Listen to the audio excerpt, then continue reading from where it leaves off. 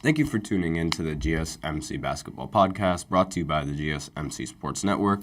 I am your host, Nelson, and NBA is finally back. We finally got games coming in tonight, so obviously we're going to talk about them. We're not going to talk about them in the first segment, however. What we're going to do is we're going to take a little bit of a look into Jalen Brunson and sort of recent news on how he revealed in a podcast that he offered that the Mavs sign him for an extremely cheap contract, and he was rejected twice. So we're going to go deeper into that, and we're going to have a segment talking about that.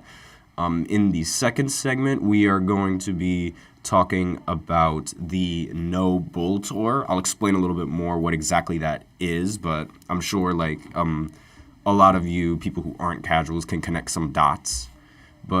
And segment 3, we're going to talk about why I think that the Nets replaced Jack Vaughn mid-season and how I might have been a little bit too harsh on Vaughn and the Nets, just based on that move in general. But I'll break it down again into the third segment, but we have a lot to cover in this podcast, and we also have a third segment as usual, so be sure to stay in tune for that as I reveal what that is after the third segment. But before I begin, I'd like to remind everybody, as always, please remember to tip and to donate to get your comments recognized. The link is displayed below in the description, as well as below the ticker of every single show segment. I don't understand why the chat is saying that my thing is named Why Justin Fields. Yeah, I'm going to have to fix that later. But regardless, please remember to tip and to donate. The link is streamelements.com/gsmcsportsnetwork./tip. Really helps the show, makes the show much more interactive between myself, the host, you guys, the viewers. I said previously the link is in the description as well as displayed below the ticker at every show segment. So that is streamelements.com/gsmcsportsnetwork./tip. And with that out of the way, we can go right ahead and talk about how the Dallas Mavericks might have made a mistake and rejected Jalen Brunson twice. Now, let's break down exactly the history with Jalen Brunson. So Jalen Brunson came from Villanova, phenomenal school, produces phenomenal college basketball athletes, and they produce a lot of great NBA athletes. And Josh Hart was one of those athletes that he was sort of a wild card in the sense that he was either going to be really, really good or he was going to be a liability for your team. Now, the reason why I say this is because Jalen Brunson is, for a guard, is extremely undersized. Being 6'1", despite that he is the same height as Donovan Mitchell, they're both incredibly undersized for being guards at their position, given with how much taller the guards have become. And regardless, the average height for point guard is usually 6'3" in my opinion. So they are undersized, and being undersized makes you a serious problem on defense because you are going to be mismatched practically every single time. And if the defender forces, and if the offense on the other side decides to switch, force you to switch and force you to guard probably their best player, you're screwed because 9 times out of 10, that player is going to score on the weak defender. So this is what makes him a wild card because they had no one had any idea how good he was going to be on offense, and if he was going to be mediocre on offense, how bad would his defense affect the team and its success? Well, he never had to really worry about that question because he was able to play well at the right moment. Now, Jalen Brunson was he started out with the Dallas Mavericks. I'm just going to pull up his career numbers right now, just what he averages, because I don't know off the top of my head what he averages. I'm not a freak. But regardless, he played for Dallas since 2019. So like I know he's been on the team for that long. He didn't really get that many minutes and didn't really get much attention, given how Luka Doncic was drafted around that same time and how he was already the face of the Dallas Mavericks. So he started out not being not being that good, but he started out being a good 6-man candidate, and he eventually placed 4th place in 6-man of the year voting. And as the years progressed, he started to get better and better. Again, Villanova produces great basketball players, so I'm not really surprised that they ended up producing him. But he ended up getting a lot better in 2020.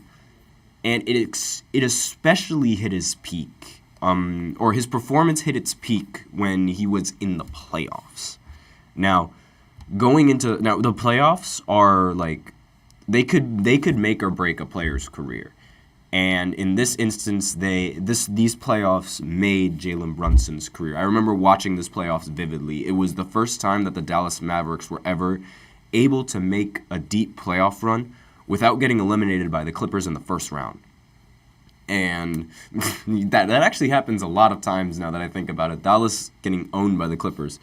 But regardless, Jalen Brunson showed up in the playoffs and straight up performed. He was shooting, towards that year that I mentioned earlier in 2021, he was shooting the best field goal percentage in the paint. And he was 6'1". So, obviously, his ability to get not only just baskets, but efficient baskets was extremely valuable to the Dallas Mavericks and their offense, especially when Luka was sitting out in some games, because he did go down to an injury. I remember there was a few games in that series, in that playoff run where he didn't end up playing, simply because he was injured. But he did end up coming back. But Jalen Brunson, he was that driving force for that team.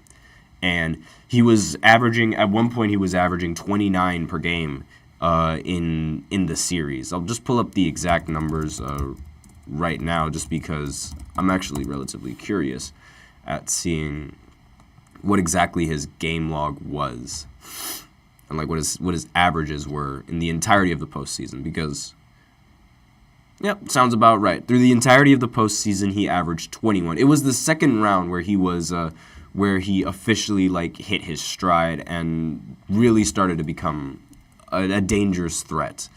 Let me just actually look up the individual games, because you have to do that, and instead of looking at the averages.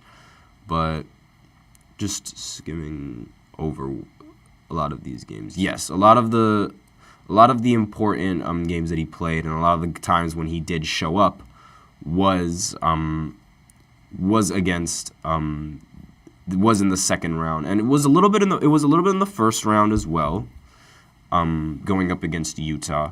But majority, in my opinion, the bulk of his hype started in the second round when he had that great performance against Phoenix.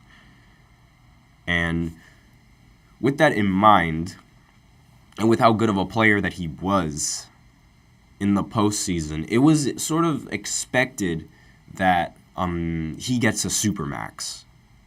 But from what I understood, I didn't think that the Mavs were going to pay him that much money, simply because I just didn't think that the Mavs thought they needed him, or I didn't think that the Mavs would thought that they meshed well together with Luka Doncic and Jalen Brunson. I personally did not think that was going to mesh well, simply because they're both incredibly liable on defense, and it's really difficult to have two ISO-heavy guards run the offense. So I was a little bit, was not a big fan of that offense long term, and with how those two players were going to mesh properly in that ISO ball system. From my understanding, I thought it was that, and the fact that they didn't want to pay him so much money as the reasoning for why Brunson ended up going to New York, but no. It turns out that Brunson actually wanted to stay on Dallas, and he even offered that Dallas extends him for 4 years for only $55 million. Now, this is to put this in perspective, this is about half the price of his 4-year, $104 million contract he has with the Knicks. So he was willing to not get paid an extra $50 million just to play for the Dallas Mavericks. That honestly goes to show you like how good of an organization the Mavs really are. They really know how to treat their players, and the players seem to really like to play for the Mavs. And again, like, it's the fact that they rejected him for so cheap. Like, I knew that they were able to pay him, but I knew that they. Let me rephrase that. I didn't know that they were able to pay him in a way that would satisfy him, because $55 million for somebody like him and for the type of caliber player that he is, that is extremely cheap. And it's so cheap that I'm extremely surprised that the Mavs rejected him twice with this offer, because you're essentially getting a 30-point per game scorer that can perform in the playoffs for just $55 million for 4 years.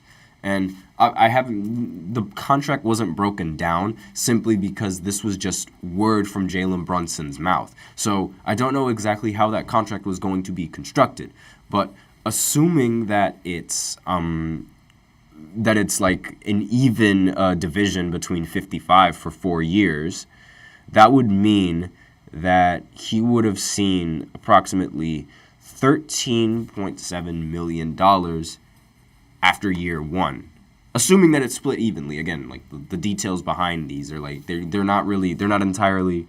The details behind this contract are unknown simply because it was never signed. So if it was, like, again, that is a huge drop in the amount of money that he would be making compared to what he eventually decided to do, which was go to the Knicks, who offered him up the most money. But it's insane to me how they rejected Jalen Brunson twice for so cheap. But then they would rather trade to try to get Kyrie Irving? Like, one isn't adding up with the other. I disagree with like before I agreed with how the Mavs handled the situation, and I think that letting him go was sort of the best step for both of them, simply because Jalen at that point, it was time for him to spread his wings. He was clear-cut too good to be a second option for the Dallas Mavericks, and it was his time to lead a team and be the face of a team. I thought that was a good move, just not a good move, but I thought it was like the best, like for the best of both teams and for the best of both parties. Like, he lets the Mavs let him walk. He goes on and gets a much better contract from a team that desperately needs him. And he takes this team to new heights, or he takes this team to new lows, like Jordan Poole. And he ended up doing the latter of what Jordan Poole decided to do. So I didn't think it was seen as bad. But now that this new information was leaked about how much they could have been paying Jalen, I completely disagree with this. Like, I completely disagree with all of it, because they would you're telling me you'd rather deal with Kyrie Irving and pay Kyrie Irving more than someone like Jalen Brunson, who's humble, who doesn't bring any problems, who brings just as much on the offense and also brings just as much on the defense, if we're going to think critically now. But again, it's like, it seems that like that was just dumb in my personal opinion, because they would have been able to keep Jalen Brunson, and they wouldn't even have to worry about trading for Kyrie Irving and worry about losing all of that valuable asset that they ended up losing in the Kyrie trade. It ended up working out for them in the end, I guess, but still, like, Kyrie Irving on the squad. You guys know how I feel about Kyrie Irving. Not a big fan of Kyrie. Much rather have Jalen Brunson as the guard rather than Kyrie Irving. And in some more news, like while we are on the subject of like the Mavs, like not being able to know that or not knowing how Jalen Brunson would develop on the team, there was also news about how Doc Rivers allegedly asked Kawhi Leonard if there was a chance that he could be a Clipper without getting Paul George, because Doc Rivers believed that Shai Gilgeous-Alexander was going to be a star and that he would be a valuable asset for the Clippers, and that he didn't want to include him in the trade package to get Paul George. Because at that time, if the Clippers get Paul George, they get Kawhi Leonard. But again, Kawhi Leonard is he's very clear when he talks and he doesn't sugarcoat things. So he said, get Paul George and you get me. So they sort of went with the more guaranteed option rather than sticking with Shai. But I will say it is an interesting what if scenario. What if either of those teams stuck with their gut and went with the players that they drafted? We could see a completely different league right now, where LeBron is still the best player. But still, we could see a completely different league in just off of those tiny changes. Just those tiny changes. But that's all I wanted to say for this segment. We're out of time, so my old heads, get ready. We're talking about Michael Jordan in the second segment. We're going to talk about the No Bull Tour. So basically, it's a tour by a bunch of former Bulls players. And the No Bull is short for, I'm sure you guys know exactly what it means, but I can't say it on the live stream. So you can connect your dots there with your speculations. But I'm going to talk about that tour and what exactly it is after this short break, and I will see you guys until then. I feel like I'm losing my mind. Is everybody in the world blind? Please, Lord, give me a sign, a sign. I feel like I'm losing my mind. Is everybody in the world blind? Please, Lord, give me a sign, a sign. I wanna be the greatest. Everybody on the fake shit. I look around and feel like everybody is the fakest. I make this every day and I'm impatient, hoping one day I blow up from the basement. Statement, the top is so vacant. I don't hear shit that I think is amazing. Waiting for my day when I'm playing sold out shows for 1,000 faces. Hey, give me that crown, get in my way and to be put down. It ain't your place, all this my town. If I want that shit, then I'll get it right now. I'm losing it, the noose it fits, I'm losing shit, a stupid myth. You choose to live or choose to dip, you choose to fight or lose your grip and lose a gift. Oh. I feel like I'm losing my mind. Is everybody in the world blind? Please, Lord, give me a sign, a sign. I feel like I'm losing my mind. Is everybody in the world blind?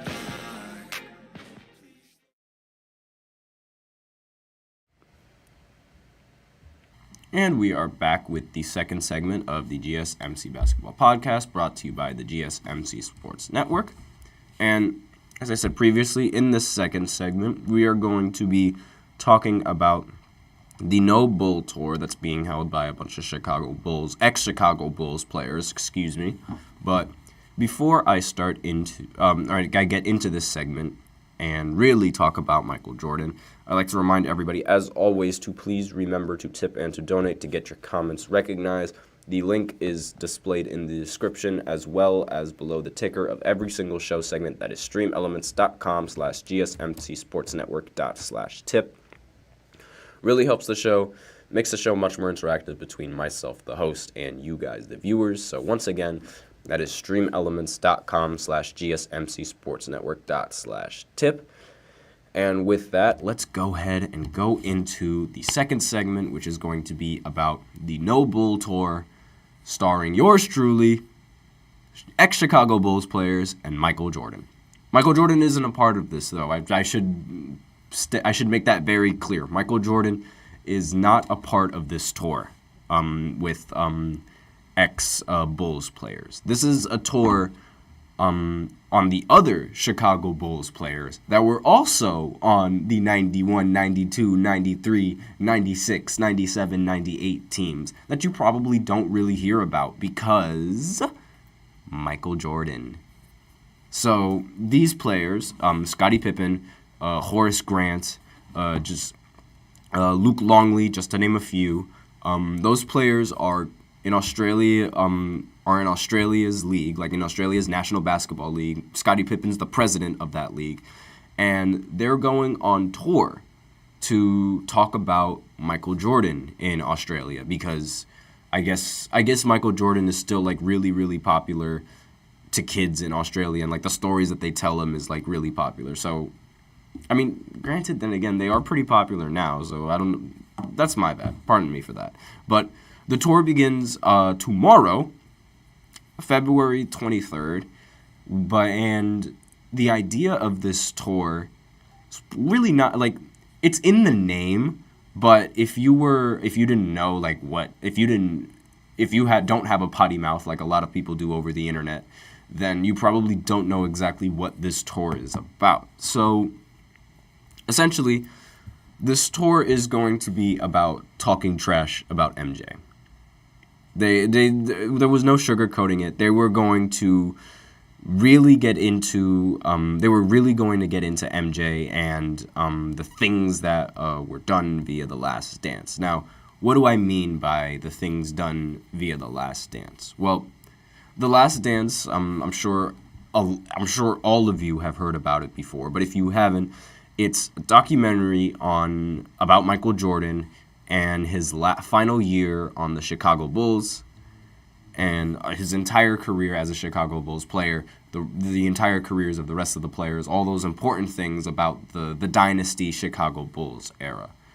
And that documentary was centered around Michael Jordan, obviously, because Michael Jordan was the center of that franchise. However, in that documentary, there were a lot of things that was said, and there were a lot of things that were revealed that a lot of the players didn't like. Scottie Pippen was very vocal about these sort of problems, and he's been adamant about them. Like he said numerous times he does not like the documentary of The Last Dance, and he felt that it did a lot of the players dirty because Michael Jordan's never going to admit this or not, but that documentary was made to boost his legacy. And he's not going to admit it, but that's essentially what it was. Because around the time it was being released, LeBron had already won his 4th title, and he was also on track to breaking Kareem's total points record. So the argument for Michael Jordan was growing a little slim, so there needed to be a little documentary to be released. And again, just to remind people, this documentary, it was kept in a vault. It was kept locked away until a specific moment. And it's kind of ironic how that moment was when LeBron seemed to be getting a lot closer to MJ than MJ would like. But I digress. And regardless, the things that were being said on The Last Dance, they weren't really friendly. There were a lot of things that were left out in that documentary that I feel shouldn't have been left out. And again, they were left out just because to sort of boost the legacy of Michael Jordan and sort of enhance the opinions that people had about him. I mean, there's a whole meme around that documentary. It became personal to me.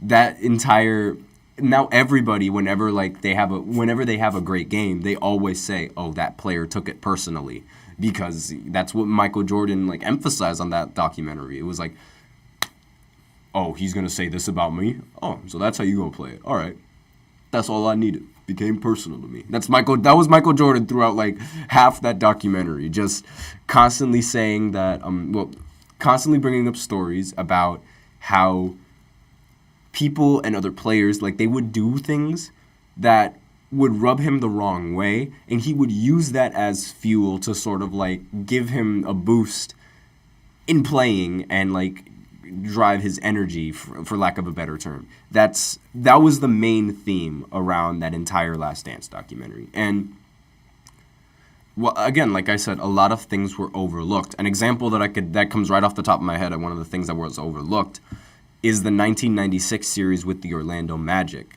He doesn't talk about Horace Grant getting injured in the first game, which was arguably the main reason why the Chicago Bulls were able to sweep that year. Because I mentioned this in the previous podcast, but I'll say it again. At the time they lost to the Orlando Magic in 1995, the Bulls were lacking a power forward.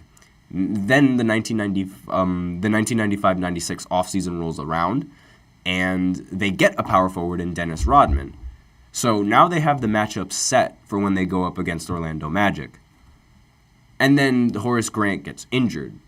And he doesn't talk about that. He talks about it as if he barely even like touches the Orlando Magic because he ended up losing to them. But he talks about it as if the Orlando Magic, like they were at 100%. And the only thing that series was a good power forward, and boom, he wins. Like, that was the perception that that he made and it gave off. And it's not a fan favorite to just give off that kind of impression to any of your teammates. If it's like, oh, he's only giving the credit to himself, he's not giving the credit to anyone else, because the Bulls were a fantastic team. They won one less game without him the year that he went to go play baseball. So that team was a very good team, and they made it to the Eastern Conference semifinals, pardon me. And they lost in 7 games. So with that in mind, and the fact that with that in mind, it's really like, it's sort of degrading if you are any of the teammates, because it's like, wow, we put in all that work just for him to take all the credit. Like, really? And like, while I do like see some truth in some of the statements, like I do believe that he definitely did take certain things personally, I think a lot of it tended to be a little over-exaggerated. In fact, not a little, greatly over-exaggerated, especially to the extent where like it got Scottie Pippen to be upset. I mean, like that was his dynamic duo. He didn't win a championship without Scottie, and the fact that Scottie like is actively upset about this and having this no Bull tour because he was upset about this speaks a lot. And it just affects like sort of a lot of people. I don't really think this affects MJ's legacy, honestly. Like, I don't know why Pippen is doing this other than the fact that he is upset, but it's not really going to change many people's perception on Michael Jordan. Everybody already knows that he's the best player and that he's the best player that the NBA has seen. I personally don't think so, but obviously a lot of casuals still think so.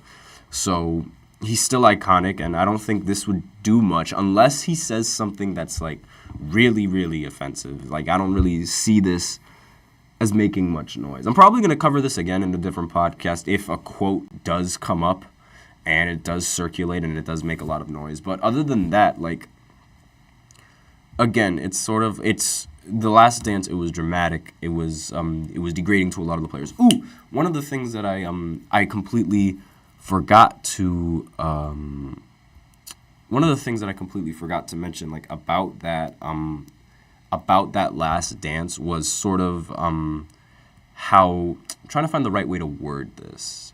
How, like, I mean, yeah, he would skim through a lot of the things in the documentary and a lot of important things, like, for example, his performances against the Seattle Supersonics.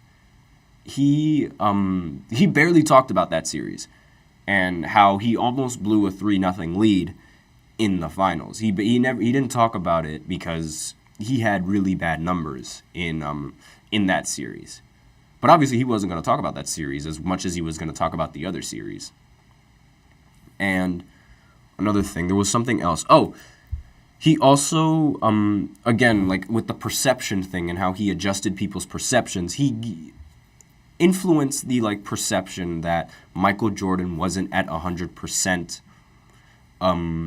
when he was returning to baseball.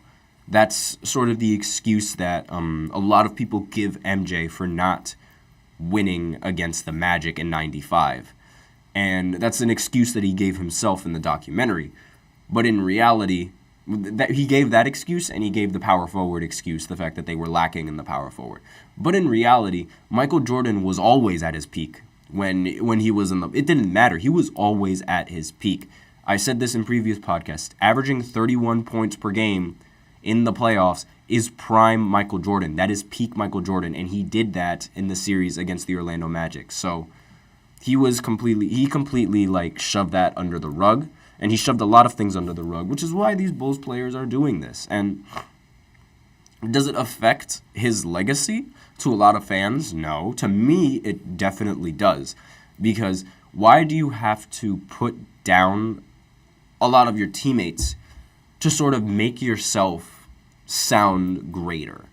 Like, obviously, like, I get that narcissistic... I understand that narcissistic mentality because... Like it or not, he was the best player, and he was going to let you know that he was the best player, and he's going to act like he was the best player, rightfully so. I totally understand that. But in terms of, like, when I think of, like, who the GOAT is, and a lot of people try to use LeBron's, LeBron isn't humble because he thinks he's the GOAT. Yeah, well, MJ isn't humble either. So... I personally use that to sort of like affect his legacy because it's like they do the exact same thing. They both believe that they're the best players that the league has ever seen. So I sort of use that as like an argument for people who believe that MJ is the best player and that LeBron sort of like he's trying to force that narrative. When in reality it's not forced because he is the best player. But my lights are falling. Hold on just 1 second. But yeah, that's sort of the gist of like why these Chicago Bulls players are having this tour in the first place. And do I think it's a good idea?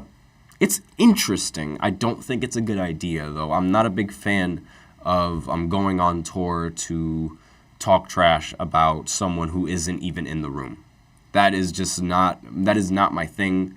It's not my personal not something that I would want to do, especially since it's so long ago. Like, who cares? Michael Jordan's not playing basketball anymore. Nothing's gonna change what happened in those years, and it's like what happened, and it's whatever. It's like with Isaiah Thomas. Like Isaiah Thomas, he regrets not shaking hands with Michael Jordan, but in the end, it is what it is, and he lived with that decision. So it's, and not only that, but he also gave you 6 rings. Again, the team was great. But he was the main catalyst and the main reason why the team was so great. And he got 6 titles, arguably the most infamous 6 titles in NBA history. And this is how they go in and treat him. It's similar to what JJ Redick is doing with Doc, actually. And how he's just going back at him.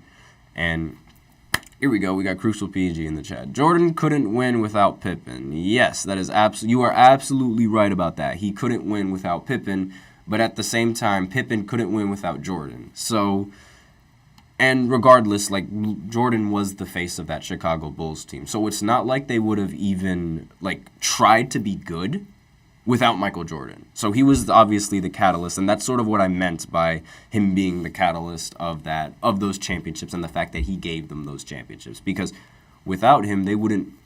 Okay, I can't really say that they wouldn't be in a position to compete, because with 1 year without Michael Jordan, they were able to make it pretty far. But at the same time, again, it's Michael Jordan. Crucial PG says, Crucial PG says, because there's a lot of stuff that he types in the chat. I think it's more of the way they were talked about in The Last Dance, but yeah, I do agree it should. I mean, that's sort of what I talked about throughout this entire segment, because he was saying things that wasn't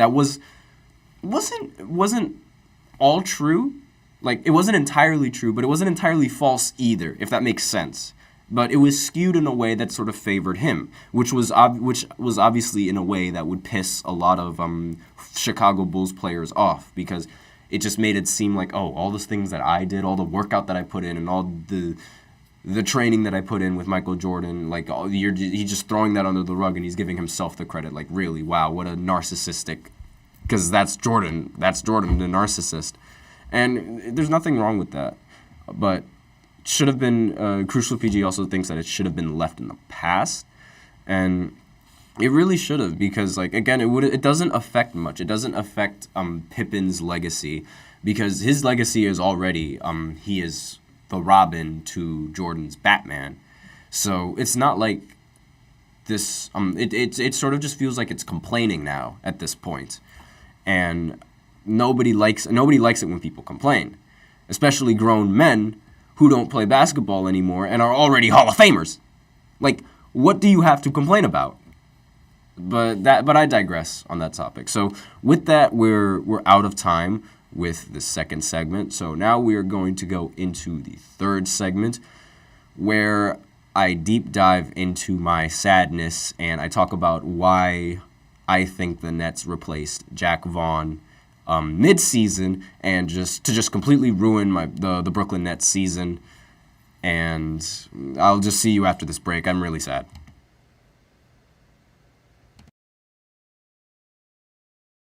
For the best and latest podcasts available anywhere, go to the podcast app on your cell phone and type in GSMC to access free content-rich podcasts on health and wellness, book reviews, sports, entertainment, relationships, social media, movies, technology, finance, and even weird news. Subscribe and download the GSMC Podcast Network's family of shows, available everywhere podcasts are found.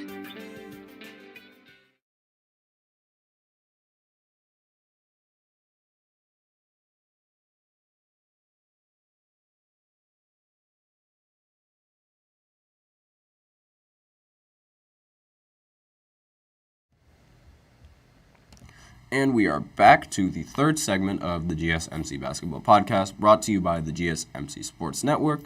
And in this third segment, we are going to be looking a little bit deeper as to why exactly the Nets replaced Vaughn, and with Kevin Ollie as their new coach. Now, obviously, everybody knows, everyone who's watched this podcast, everyone who's heard this podcast, they know I am a Brooklyn Nets fan. So this is going to be a little bit difficult, because the reasoning why I think that he was replaced is infuriating to me. And you guys will very quickly see why. So just a quick update for those of you who haven't been tuning in recently. Vaughn he was fired from the Brooklyn Nets over the All-Star break. His last game that he played was that 136-86 game against Boston in the Boston Celtics arena. And obviously when you lose by 50 points, that doesn't look good on your resume, and that's usually enough to get a coach fired, especially when the team doesn't really look like it's going it's going in a good direction, if that makes sense. So with that in mind, like, that's part of why, like, I think that they replaced Vaughn. But why replace him mid-season? If the season is already lost, why bother to replace him mid-season to try to salvage the season, as opposed to just keeping him and waiting until the offseason to get a new coach? Why was this done? Well, last night there was some new news being revealed saying how Mikal Bridges, there were sources that claimed that Mikal Bridges and Spencer Dinwiddie were reportedly not thrilled with Vaughn's decision to center his game plan around, guess who? Ben Simmons. Obviously, all of you know my deep opinions for Ben Simmons and what I think about him on the Brooklyn Nets roster and the Brooklyn Nets rotation. Crucial PG in the chat. You love Ben. Yeah, he just great sarcasm. Thank you so much, Crucial. No, I don't. But regardless, let's go ahead and get into this. So Mikal Bridges obviously received in a trade, was expected to be sort of the face of the Brooklyn Nets after the post the KD era in Brooklyn. He was expected to be him and Spencer Dinwiddie at the time, and in a lot of Brooklyn fans' mind, Cam Thomas. They were going to be like the driving force and the catalyst of this of the team, and they were going to be the ones that were going to be the number one options. And that's sort of that's definitely what Mikal Bridges thought going into the Brooklyn Nets, given how the minute he was trading, he started averaging 28 points per game and just completely skyrocketed in terms of efficiency and in terms of, production, that's what I meant to say, and while still maintaining the same level of efficiency. So obviously, like when a player is averaging 28 points per game on good efficiency, in your mind, it's like, oh, face of the franchise. So naturally, it was only natural that Mikal Bridges would think that as well, or Spencer. If considering how Spencer has had the most history with Brooklyn, and he's been like at the time he was like the longest player that played with Brooklyn, even though he was like traded for a little bit and had some time with the Mavs, but traded him right back.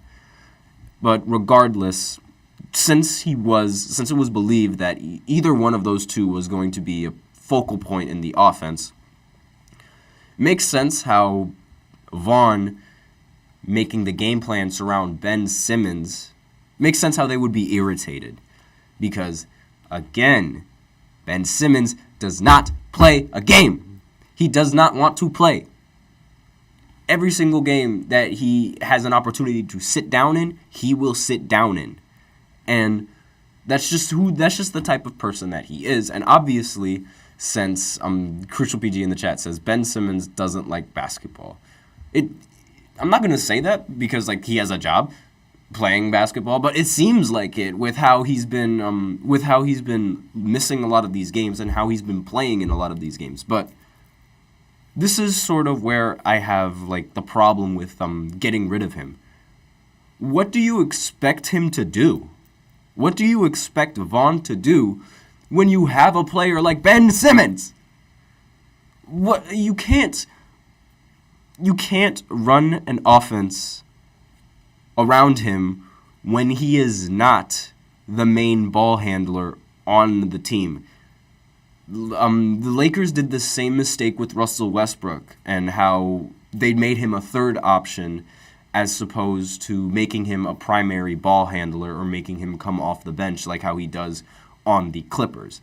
Now, obviously, I still think Russell Westbrook played bad and was horrible for the Lakers, and regardless, like he was just terrible and shouldn't have been playing for the Lakers. But regardless of my opinions on Russ and my opinions on that, but he wasn't used to the best of his ability, and that's one thing that I will like stand by when I'm talking about Westbrook and when I'm criticizing him. He was not used on the Lakers. He wasn't used to the best of his ability with Darvin Ham and his substitutions. They were messing him up, but again, Russ wasn't playing well either. But I digress on that. You have to sort of, Ben Simmons is one of those players where it's like you have to have the offense rely around him. Otherwise, the offense isn't going to go anywhere for the Brooklyn Nets. Crucial PG sent another comment. I'll look at it right after I talk about this. Ben Simmons needs the ball. He doesn't like shooting the ball. Therefore, like he needs to have the ball in his hands in order to do something with it. Because in the league that we're in now, everybody creates space. Everybody stands still and they let their ball handlers operate. So if Ben Simmons let goes of the ball and he can't shoot, where is he supposed to stand? In the paint? When there's a center already there? Look how well that worked with Joel Embiid.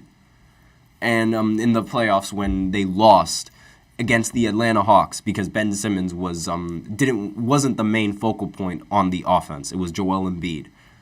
Because Ben Simmons continually gave up the ball and just let Joel Embiid do his thing. He was just standing in one spot. He wasn't providing anything for the team other than a bigger problem in the paint. He wasn't doing anything. So with that in mind, and when you have a player like that can't provide shooting the ball, he needs to provide in every other asset, meaning playmaking, dunking, like creating the shots. And hypothetically, it is a good concept, like when it's put into, but it's just when it's put into practice where it's a problem. Because think about it, having someone like Ben being so versatile with the way he is, and having him run the offense with no center in the paint, it's arguably the best move for everyone because since he can't shoot, the defensive attention around him, because there is a lot of help defense, since he's so good at driving to the basket, the defense is going to be forced to help. He demands a double team 9 out of 10 times, well, used to at least, and that would leave a bunch of open shooters, which allowed him to kick out and have an option. So instead of taking the layup, he could pass it out and give it to one of his teammates to take the three. And this was sort of like what Philly was trying to do and trying to build the offense around him to fit that play style. Because I mentioned before, like previously, 9 out of 10 times he would draw a double. He doesn't do that now because now teams have figured out that he doesn't even want to shoot. And that's the main problem with him. He doesn't want to shoot. And you can't have an efficient offense when one of your players just doesn't want to shoot and he's just standing there. You just can't. It won't work. And he has to have the ball. He has to have the confidence to do things with the ball. If he doesn't have that, the offense isn't going anywhere. So Vaughn, in a sense, he had no choice. Like, there was no option. Ben Simmons had to be the first option, and he had to be, like, the main focal point as to why they got their open looks. Even though Mikal Bridges is obviously a much better option, that's what you have to do. You have to adapt to Ben Simmons. And obviously a lot of these players aren't going to want to adapt to a diva like Ben Simmons.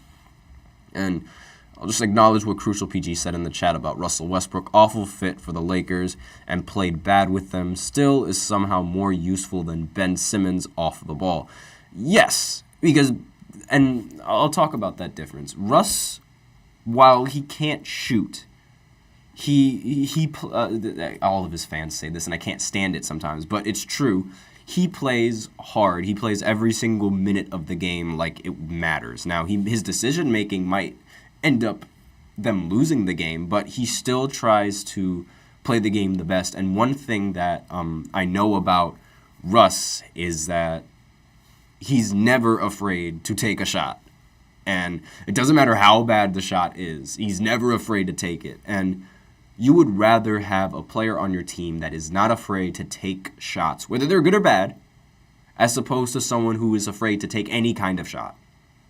So it was an awful fit for the Lakers and played bad with them. Still is somehow more useful. So with that, like, it was really the rotation that was sort of messing up Westbrook. But at the same time, Westbrook wasn't doing anything to sort of help his situation, given his shot selection. And that's sort of why I don't really like using the excuse of, like, his play style wasn't fit. Even though it wasn't really, like, a good fit, given the rotations, I know that, like, if this was Russ on, like, Houston or something like that, he would have made it work because, and, like, he would have been able to find something on the offense and been able to be, like, at least a little bit efficient shooting the ball. I don't know why. I just have that feeling. I don't know why. But, and another comment that Crucial PG said, he plays hard, he'll crash the boards, and he'll shoot it, so at least they got to step up a little. I understand, like, but at the same time, it's Russell Westbrook. He can't shoot, so how much are they really stepping up? I mean, if he knocks it down, then yeah, if he knocks it down. And obviously, you would rather want that on your team than someone like Ben Simmons who won't knock it down no matter what.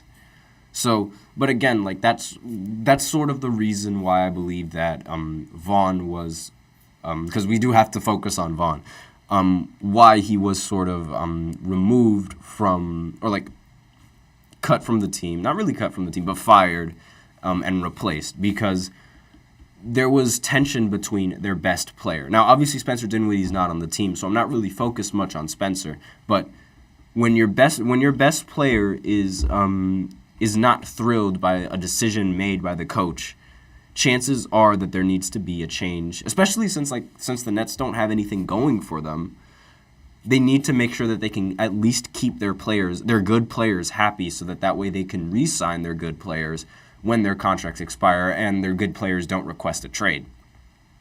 So, with that in mind, Vaughn was stuck between a rock and a hard place with this because, again, Ben Simmons, he's very, very one-sided, and it's a lot more difficult to keep all of your players happy while at the same time have someone as Ben Simmons, because one of the differences, another key difference from Ben Simmons and Russell Westbrook is, I sort of touched upon it, but it's his mentality.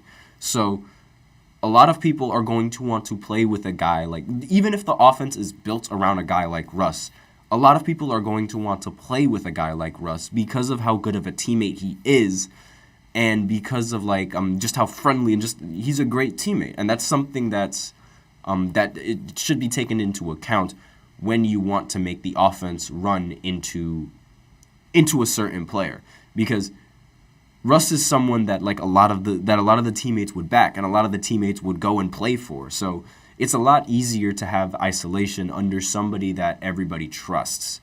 And Westbrook's mentality, it enables a lot of his teammates to have that trust for him because they see the work that he puts in. They see the fact that he tries to play every single game with his heart out. They see what he does on the court, and they see all the effort that he puts in, what he's willing to sacrifice, and it just motivates the rest of the team to want to do more and to want to be better. And Ben Simmons is the exact opposite. He doesn't do anything. He doesn't talk. He doesn't associate much. He just plays the game whenever he feels like playing the game. It's you don't really see that heart. You don't see that drive to wanting to lace up and play basketball. I just don't see it in him. And I would be surprised if anyone sees that in him, especially after the Philly series. But with that, we are out of time for the third segment, so we're going to go into the fourth segment where we give a preview on some of the games. So NBA preview is finally back, since the NBA is finally back, so the previews are going to be back. But I'm going to talk about that in the fourth segment. Right after this short break, so stay tuned for that. I will be right back.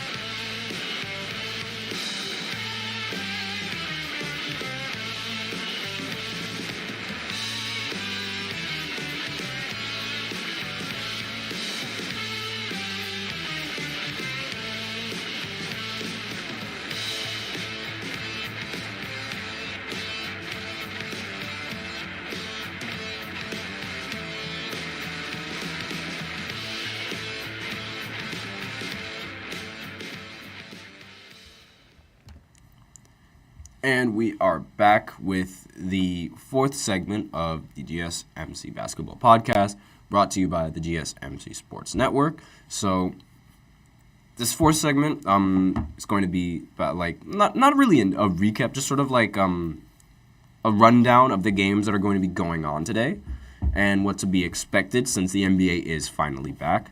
Most of the games start at 7 o'clock, so get your local stations ready. The primetime games are Dallas and Phoenix at 7:30, and the Lakers against Golden State at 10 o'clock. So we'll talk about those two games first, rather than and then we'll go ahead and break down some of the other games that I think are going to be relatively good games, like popular games, all that kind of stuff. So again, the Mavs match up against the Suns in 6 hours. They play in Dallas, and we all know the relationship that Luka has with the Phoenix Suns. There's a whole meme on the internet going around where it's been a meme that Luka is the owner of the Phoenix Suns. He owns part-time. He has a part-time ownership, and that part-time ownership comes into effect when the playoffs start. So obviously, Luka tends to have some of his best games against the Phoenix Suns. So there's a lot of beef between the two teams, and most of the time in the games that they end up playing, there's usually a brawl that starts out, or there's some sort of scuffle between a player like Luka and Devin Booker. Those are the two popular ones that end up being in a scuffle most of the time, because they're both young, they're both great, phenomenal scorers, and it's just Luka just seems to keep getting the best of him, of Devin Booker in the biggest games when it matters most. He got the best of him most recently in the playoff series, and I believe it was 2022. Yeah, it was 2022 when the Mavericks ended up beating the Phoenix Suns really badly at home, and they've sort of been resentful ever since then, and they really, really don't like Luka. So, and on top of that, there's Kyrie Irving and Kevin Durant, who were recently brought onto both of those teams via trade after spending time with the Brooklyn Nets. So I have a feeling this is going to be a pretty intense matchup. I haven't seen a report on whether or not Kyrie is going to be missing the game. So as of right now, I'm assuming that he's participating in this matchup. So if he is participating and if KD is participating, that's another great matchup to expect. But if he's not, because it is Kyrie, you never know, he might just say no at the last second. I think it would still be a great matchup simply because of how great of a basketball player Luka Doncic is. I mean, he could get a 40-point triple-double any given night, and he's always a treat to watch. So I definitely think that's going to be one of the best games of the night. And the other game that I was also excited about was the Lakers going up against the Golden State Warriors at 10 o'clock. I am a little less excited about it now because LeBron is not playing. So with that in mind, I think the Lakers are losing. And I'm going to say that every single time that LeBron doesn't play a single game, because I genuinely do not think that this team has what it takes to win enough consecutively without LeBron James. And they might have beaten the Celtics at home, but I do not care. LeBron has obviously proven to be one of the more valuable players on the team, and the team can't do anything without him. So, especially against this Golden State team, where they're on a roll right now, I think it's going to be really difficult to stop this team without having LeBron James as a scoring option for your team. Steph Curry, he's been on a tear, and recently Klay Thompson actually had a good game before the All-Star break, coming off the bench. So we don't know. Maybe he'll also be in the scoring sheets as well, being as efficient as he normally is. But we'll see when that game happens. And the big problem that I have is that we were robbed of another LeBron versus Steph Curry matchup, and I had a huge feeling that LeBron was going to end up winning this matchup again. I mean, because he's LeBron James. But regardless, I think it's just a missed opportunity. He's out with a calf injury. I'm not sure if it's load management or if he's genuinely just out with a calf injury, but regardless, it's not going to be I don't think it's going to be as much of an exciting game anymore. But we never know. D'Angelo Russell, he's been balling. Austin Reeves, he was balling. Roy Hachimura, he's been balling as well. So could be in for a good game. Who knows? The Knicks play Philly at 7 o'clock, so just before the Dallas versus Phoenix game goes on. And again, most of the Knicks and their roster is relatively injured. They do have Jalen Brunson back, so that's always a positive. It would be a nice matchup because Philly is also suffering through injuries, and the Knicks are also suffering through injuries. The Sixers were a team that added a valuable asset to their team via trade. The Knicks are also another team that added one of their assets via trade. So it will be very interesting to see both of these two teams go up against each other and the point guard battle between Maxey and Jalen Brunson. Now, they were both all-star reserves in the all-star game. So obviously, like they're sort of like neck and neck in terms of like, I guess, fan rankings. And so we'll see like in the matchup like who has the better game. Obviously, like I think Jalen Brunson is the better player, but Tyrese Maxey can go off here and there. Like he knows how to score, and it's apparent that he knows how to score. Another game that's going on is my Brooklyn Nets going up against Toronto. We're going to lose. We always lose. End of story. Don't want to talk about that game. Let's move on to Detroit going up against Indiana. No, I'm just kidding. But the Nets, again, like they go up against the Raptors, and this is going to be a revenge game, assuming Spencer Dinwiddie is going to be playing in this game. Oh, wait, no, I lied. Spencer Dinwiddie's not going to be playing in this game. Forget I completely said that. I totally forgot that he was a Laker now. Because the Brooklyn Nets, they recently traded him to the Raptors, and I just completely forgot that he was waived. That's my bad. But it's going to be a revenge game for Schroeder. That's for sure. I mean, again, like, you guys know how I feel about the Brooklyn Nets. I think the season is over. I think we're done. I don't want to talk about them anymore. Let's move on. So, the Pistons and the Pacers. Not really much to say. It's the worst team going up against one of the best offensive teams in the league. I don't really... Actually, you know what? I lied. Anything can happen with this Pacers team because their defense is incredibly bad. So, I wouldn't be surprised if the Pistons are able to just randomly pull out some random win coming out of the break against this Pacers team. But not really much to really talk about that game. I mean, Isaiah Stewart is going to be in court. Actually, wait a minute. That's a good question. Is Isaiah Stewart going to participate in this game? I think Isaiah Stewart has one more game that he's going to participate in, and then he goes to court Friday. So, not entirely sure how that's going to play out, but that's going to be that's going to be interesting how they handle the situation. I'm surprised they don't just waive him. But another matchup that's going down: Cleveland against the Orlando Magic. The Orlando Magic, they've been under the I guess you could say that they've been under the radar. Like they're not a fantastic team, but they're not a bad team either. They're an 8th seeded team in the Eastern Conference, and Paolo Banchero was an all-star, so it's not like they're bad. It's not like they're perfect either, however.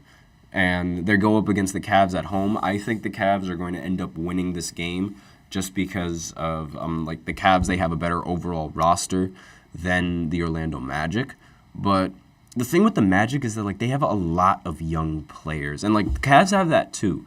But a lot of these young players are sort of like I feel like they're still trying to find like a role in the league, and like try to find a way to be effective and try to find their stride, for lack of a better term, I guess you could say. So with that in mind, I feel like any of these players, they could go off in any kind of game if the scenario is right. I mean, they beat the Knicks 118-100 with Franz Wagner scoring 21 points and Banchero scoring 36. That's the thing with Paolo Banchero. Like he's a very good all-around player. He can score, he can pass, he can rebound the ball relatively efficiently. He's averaging almost 7 rebounds and 5 assists. So, seeing as how this isn't, I believe this is his second year. I'm just going to check just to make sure. It might be his third year.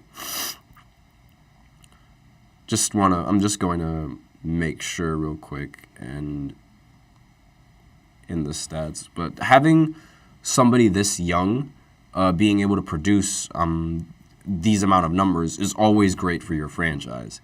And let me just go ahead and look at... Okay, his stats for some reason are not popping up right now. Yep, 2 seasons in the NBA. So, second season, and he's already averaging 26 points per game. So not bad whatsoever, and the Orlando Magic are definitely like in a good spot right now with the team that they have and with the number one option that they have. So they just have to develop it, and that's all that there is to it. The Clippers go up against the Thunder. I think the Clippers are going to end up beating the Thunder, and they're going to they're going to end up having the same record as the Thunder again if they do go with this win. And let me just go ahead and look at the standings in the Western Conference. Yeah, they'll have the same exact record, which will put them second in the Western Conference, I believe. Right now they're third. So they definitely need this win. And the Thunder, on the other hand, like they have to show me that like they can beat competent teams that are like they're expected to meet in the postseason. Because again, like I've said this before with this team, like they're not the same team that I thought that they were, and they're not as dangerous as I thought that they were, so I don't really fear them as much as I did. But again, they play at home, and they have a serious advantage when they play at home. So we'll see what happens with this game. I definitely think it's going to be a great game.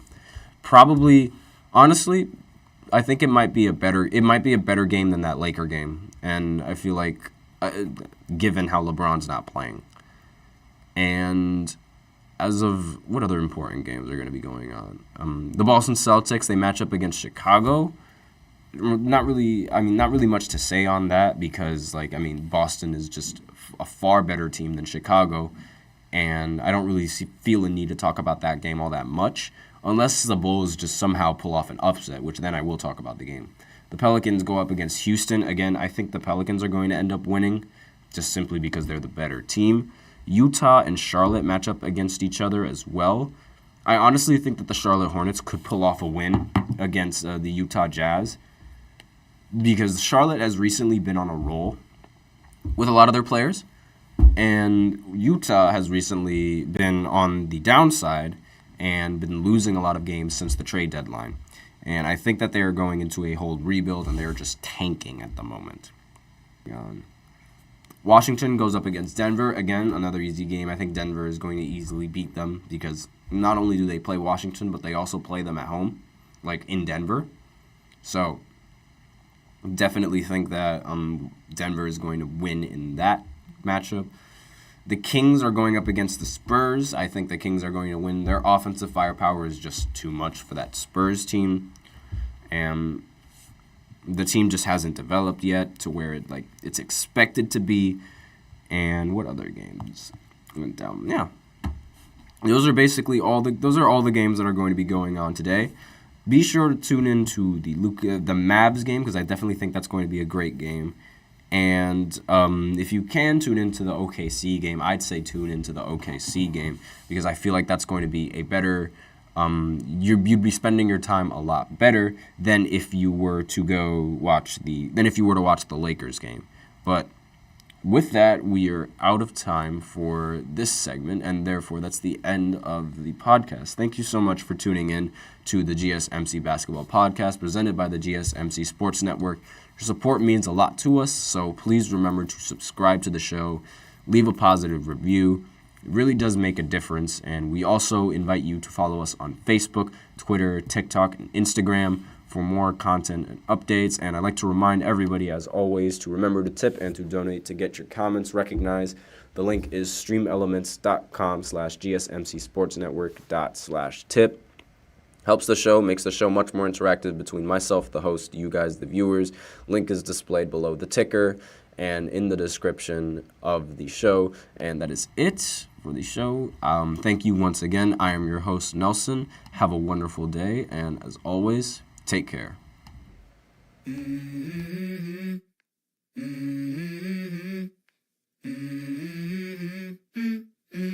Let's go. I wake up to a little bit of drool on my pillow, feel like it's gonna be a bad day. Yeah, I'm tired of